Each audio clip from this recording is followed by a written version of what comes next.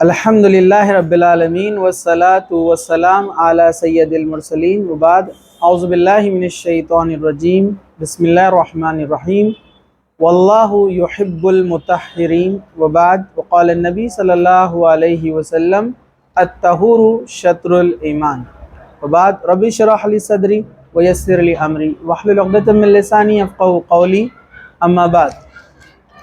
ہر قسم کی تعریف اللہ رب العزت کے لیے ہے جو تمام جہانوں کا پالنے والا ہے، اور درود و سلام ہو ہمارے پیارے نبی محمد رسول اللہ صلی اللہ علیہ وسلم پر۔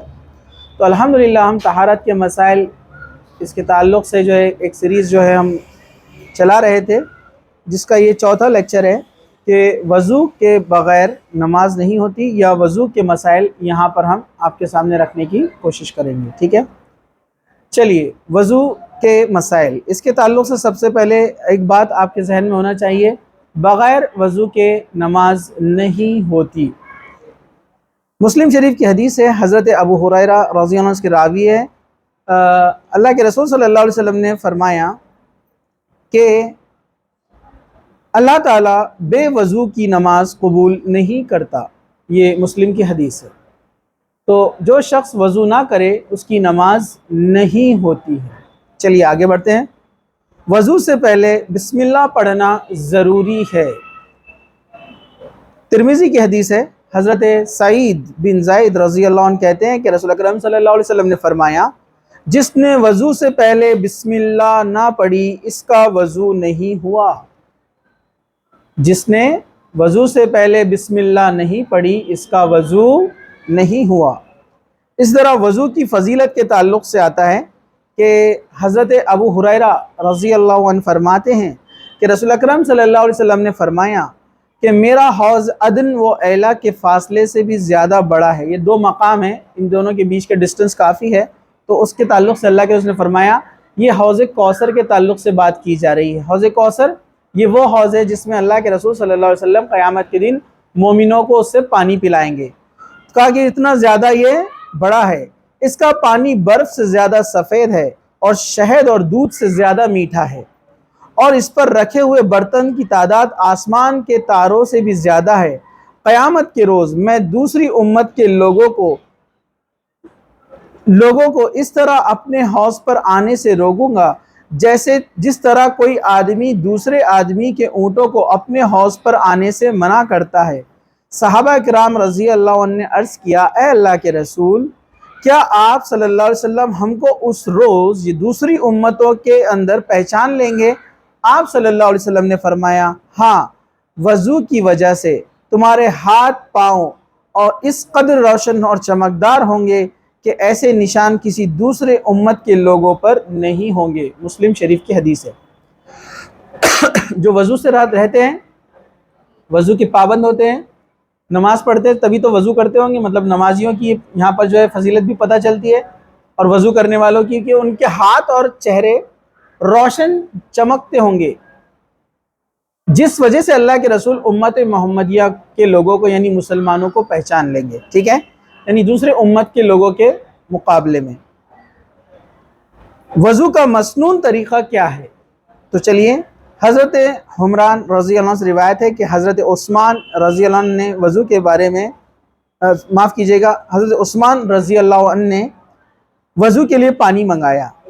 پہلے اپنی ہتھیلیاں 3 مرتبہ دھوئی، پھر کلی کی، یہ بھی 3 مرتبہ ہے، پھر اس کے بعد کلی کرنے کے بعد ناک میں پانی چڑھایا، اور ناک میں پانی آپ کو نرم حصے تک پہنچانا ہے۔ صرف جب آپ روزے سے رہیں گے اس وقت زیادہ اوپر پانی نہیں چڑھانا چاہیے تاکہ غلطی سے پانی اندر نہ چلے جائے، ٹھیک ہے؟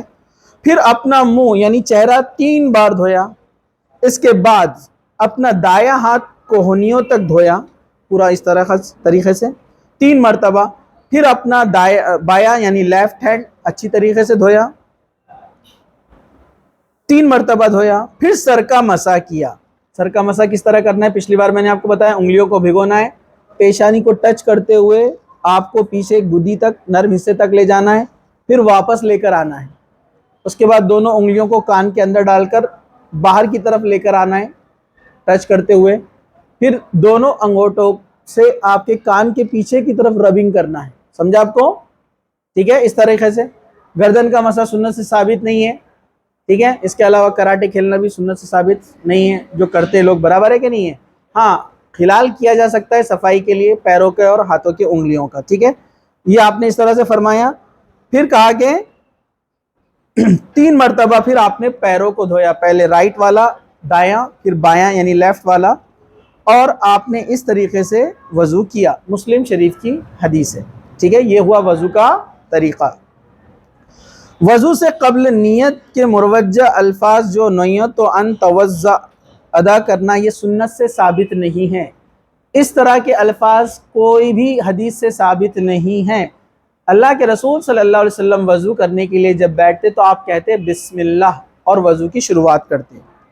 دوران وضو مختلف اعضاء دھوتے وقت الگ الگ دعائیں پڑھنا یہ ثابت نہیں ہے، بدعت ہے. کچھ لوگ ہوتے ہیں ہاتھ دھوتے ٹائم دعا، چہرہ دھوتے ٹائم دعا، کلی کرتے ٹائم دعا، یہ دعائیں سنت سے ثابت نہیں ہیں. چلیے، وضو کے بعد مندرجہ ذیل دعائیں ثابت ہے. کون کون سی دعائیں جو آپ وضو کے بعد کر سکتے ہیں؟ اس میں بہت ساری آپ کو یاد بھی ہے. پہلی، اشہد ان لا الہ الا اللہ وحدہ لا شریک لہ واشہد ان محمدا عبدہ ورسولہ. سب کو یاد ہے نا؟ یہ آپ پڑھ سکتے ہیں. اللہم اجعلنی من التوابین وجعلنی من المتطہرین. یہ دعا بھی اکثر لوگوں کو یاد ہوتی ہے، نہیں ہے تو یاد کر لینا چاہیے، ٹھیک ہے. تو یہ دعائیں ہیں جو آپ پڑھ سکتے ہیں وضو کے بعد. لیکن وضو کے بعد انگلی کا اشارہ آسمان کی طرف کر کے یہ دعائیں پڑھنا اس طرح سنت سے ثابت نہیں ہے. چلیے، وضو کرتے ہوئے پانی کا استعمال احتیاط سے کرنا چاہیے. اللہ کے رسول صلی اللہ علیہ وسلم 1 مد یعنی آدھے لیٹر پانی سے وضو کرتے تھے. ہم کو 2.5 لیٹر کا جگ بھی نہیں پڑتا، برابر ہے کہ نہیں ہے؟ تو وضو کرتے وقت پانی کم استعمال کریں. ہم ٹوٹی کا استعمال کرتے ہیں، آپ کو تو پتہ ہے نا. تو کیا کریں، آپ ہاتھ جب دھو لیں تو کلی کے لیے جب آپ پانی ہاتھ میں لیتے ہیں تو ٹوٹی بند کر دیں، پھر کلی کریں. اچھی طریقے سے صفائی بھی کر لیں، ٹائم بھی ملتا ہے آپ کو. پھر کھولے، پھر لے. ناک میں پانی ڈالنا ہے تو پہلے پانی لے لے، پھر ٹوٹی بند کر دے. 2 ہاتھ ہے اپنے کو، ناک میں پانی ڈالے اور لیفٹ ہینڈ کی چھوٹی انگلی سے ناک کی صفائی کرے. یہ مسنون طریقے ہیں، ٹھیک ہے. اسی طرح پانی ہاتھ میں لے لے، پھر بند کر کے چہرہ دھوئے. مسح کرتے وقت تو کافی ٹائم لگتا ہے، تو انگلیاں گیلی کرنے کے بعد اس کو بند کر دے اور مسح اچھی طریقے سے کرے. ورنہ گڑبڑ میں کیا ہوتا ہے، پانی بھی گر رہا ہے اور آپ کے جو ارکان ہیں، جو آپ کے سٹیپس ہیں وہ بھی اچھے سے نہیں ہو رہے. تو یہ بات آپ ذرا دھیان میں رکھیے، ٹھیک ہے. رسول اکرم صلی اللہ علیہ وسلم ہر وضو کے ساتھ مسواک کرنے کو ترغیب دیتے تھے.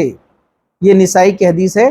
حضرت ابو ہریرہ اس کے راوی فرماتے کہ رسول اکرم صلی اللہ علیہ وسلم نے فرمایا، اگر مجھے میری امت کی تکلیف کا احساس نہ ہوتا تو میں ہر نماز کے ساتھ مسواک کرنے کا حکم دیتا، یعنی اسے کمپلسری کر دیتا. یہ مسند احمد اور نسائی کی حدیث ہے.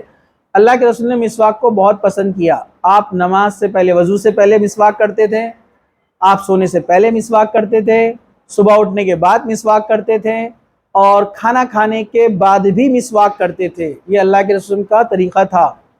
اور مسواک کے بڑے فائدے ہیں، ٹھیک ہے.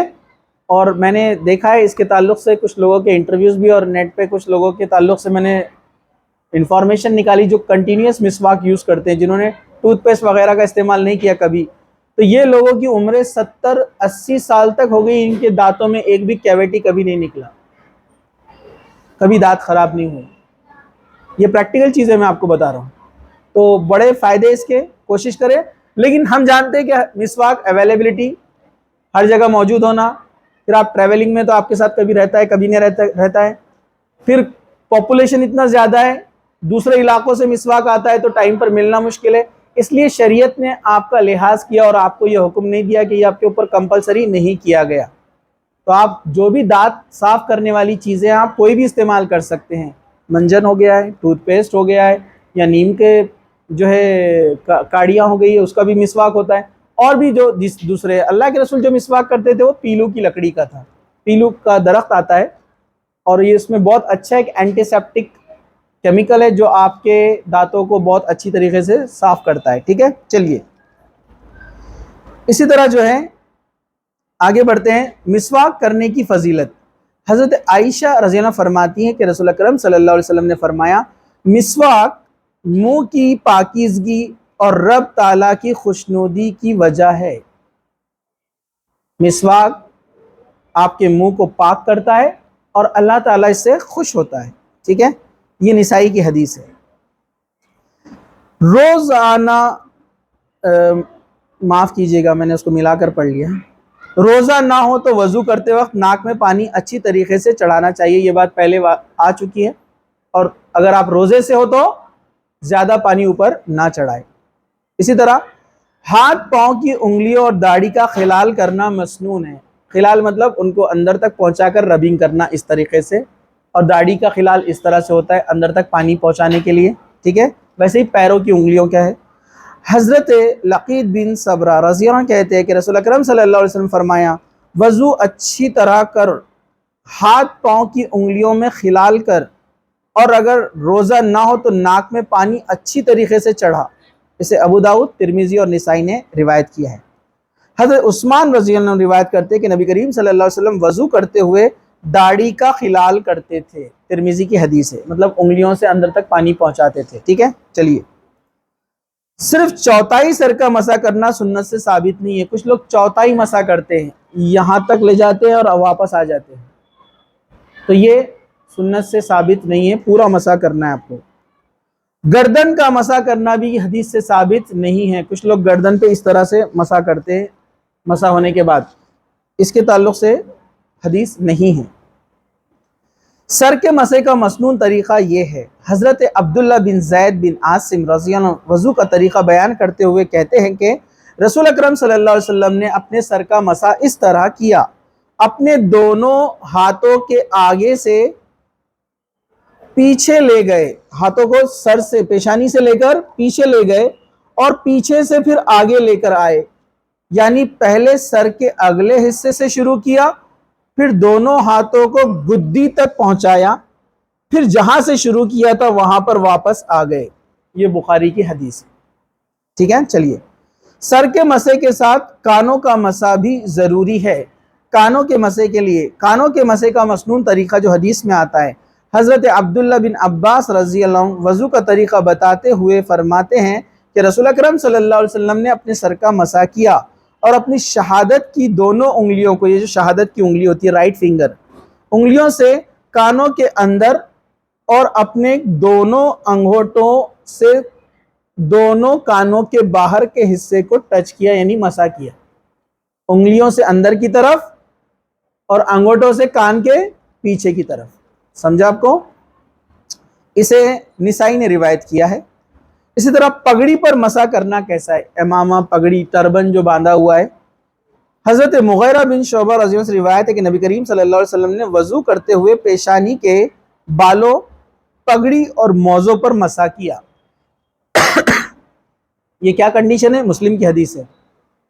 آپ نے وضو کیا، پگڑی باندھ لی، ساکس پہن لیے، اور آپ چلے گئے اسکول، کالج، کہیں اور ٹریولنگ کے لیے یا سفر پہ، آپ کا وضو ٹوٹ گیا کسی وجہ سے، طہارت کو گئے، گیس خارج ہوئی، جو بھی تھا، اب وضو ٹوٹ گیا تو آپ وضو کریں گے بالکل ویسے ہی جیسے وضو کرتے ہیں، لیکن مسح کرنے کے لیے پگڑی نکالنے کی ضرورت نہیں ہے، آپ اس کو اوپر سے بھی مسح کر سکتے ہیں، اور ساکس نکالنے کی ضرورت نہیں ہے، ساکس کو بھی آپ اوپر سے مسح کریں گے۔ یہ آپ کا پیر ہے، پیر کا نچلا حصہ ہے، یہ اوپری حصہ ہے نا پیر کا، تو اپنے انگلیوں کو ہلکا ہلکا بھگائیں گے اور ایسی انگلیوں سے اس پر مسح کریں گے دونوں ہاتھوں سے، تو یہ آپ کو پیر دھونے کی ضرورت نہیں ہے، ساکس نکالنے کی ضرورت نہیں ہے۔ چلیے، وضو کرنے کے پہلے جوتوں، موزوں اور جرابوں پر مسح کیا جا سکتا ہے، یہ بات پہلے بیان ہو چکی۔ مدت مسح مقیم کے لیے یعنی لوکلائٹ، شہر کے اندر ہی آپ، 1 دن ہے، 1 دن 1 رات، اور مسافر کے لیے جو ٹریولر ہے 3 دن اور رات، ٹھیک ہے؟ جنبی ہونا مدت مسح ختم کر دیتا ہے، کوئی جنابت میں آ گیا تو اب وہ مسح نہیں کر سکتا، اب اس کو ٹربن نکالنا پڑے گا، پگڑی، ساکس نکالنا پڑیں گے، اب اس کو غسل کرنا ہے نا، اس کی مدت ختم ہو جاتی ہے۔ حضرت مغیرہ بن شعبہ رضی اللہ عنہ کہتے ہیں کہ رسول اکرم صلی اللہ علیہ وسلم نے وضو کرتے وقت جرابوں اور جوتوں پر مسح کیا، ترمذی کی روایت ہے۔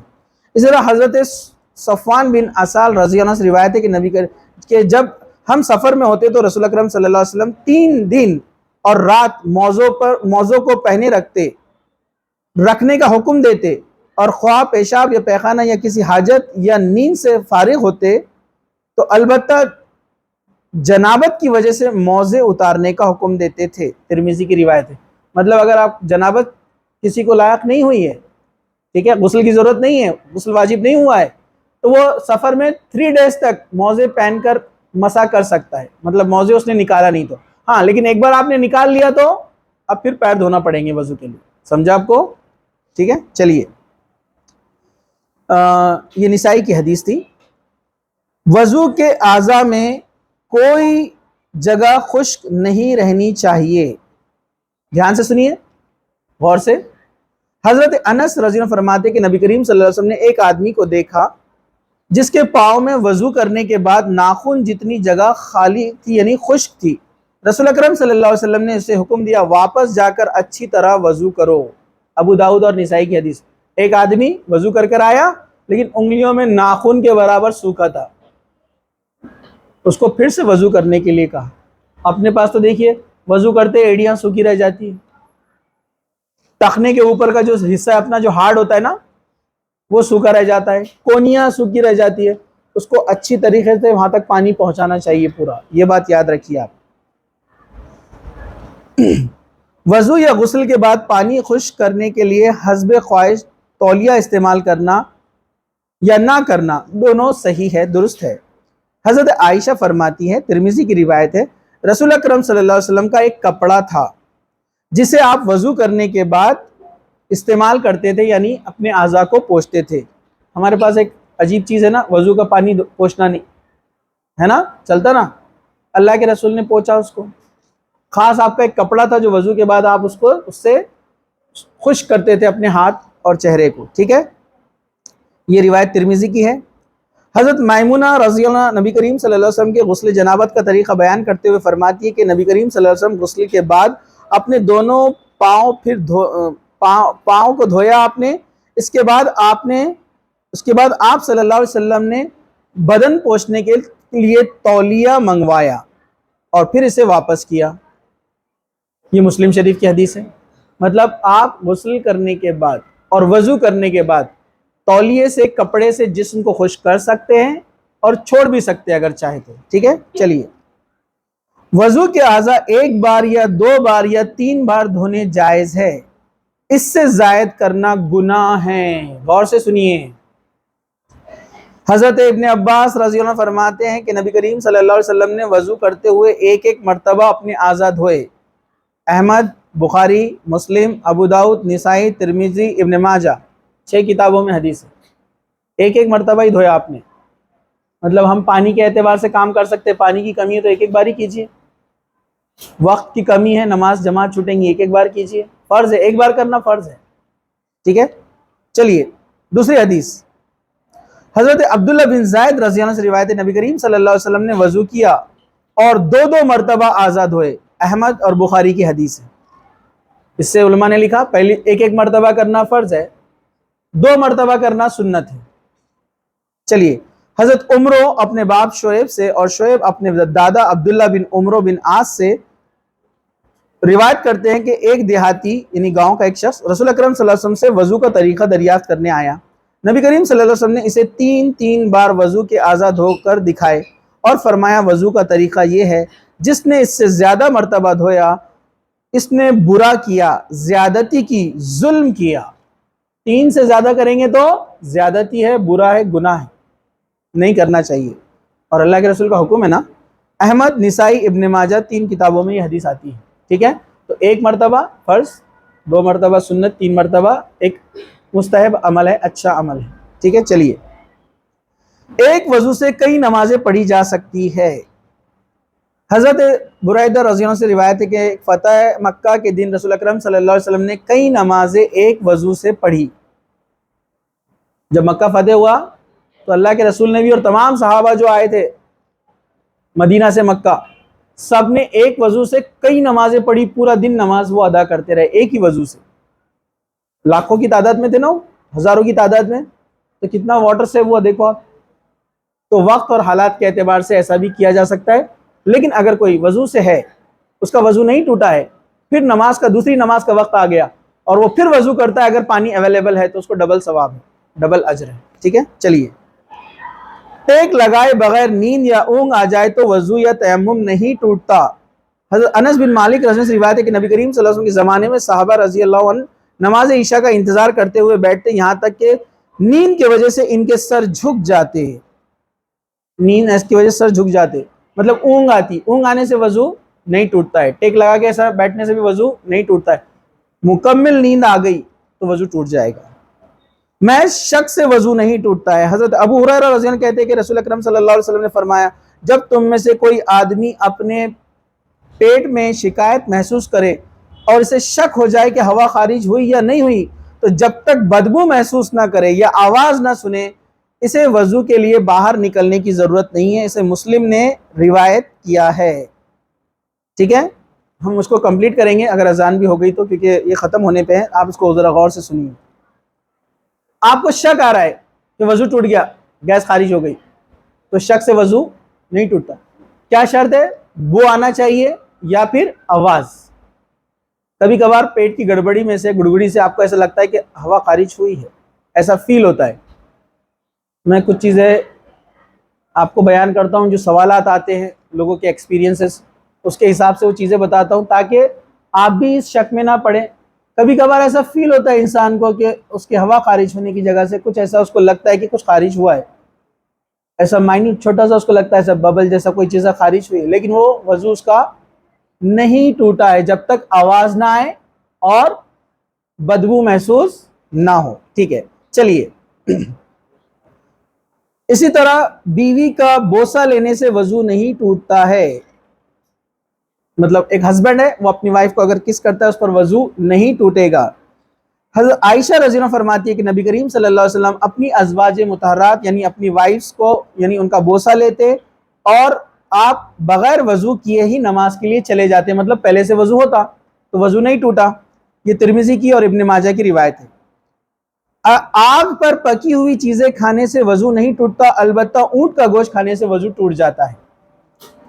حضرت جابر بن سمرہ رضی اللہ عنہ سے روایت ہے کہ ایک شخص نے رسول اکرم صلی اللہ علیہ وسلم سے پوچھا، کیا ہم بکری کا گوشت کھا کر وضو کریں؟ آپ صلی اللہ علیہ وسلم فرمایا، چاہے تو کرو چاہے تو نہ کرو.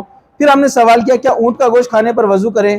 آپ صلی اللہ علیہ وسلم نے فرمایا، ہاں اونٹ کا گوشت کھا کر وضو کرو. احمد اور مسلم کی روایت ہے. اونٹ کا گوشت کھانے پر وضو ٹوٹ جاتا ہے. یہ سب یاد رکھیے، میں لاسٹ میں پوچھتا ہوں کن چیزوں سے وضو ٹوٹتا ہے. کپڑے کی آڑ کے بغیر شرمگاہ کو ہاتھ لگ جائے تو وضو ٹوٹ جاتا ہے. مطلب آپ کا نیکڈ ہینڈ جو ہے ڈائریکٹ شرمگاہ کو لگ جائے، مطلب بیچ میں کپڑا نہ ہو، یعنی سیکشل آرگن کو لگ جائے، وضو ٹوٹ جائے گا، پھر سے وضو کرنا پڑے گا. یہ احمد کی روایت ہے.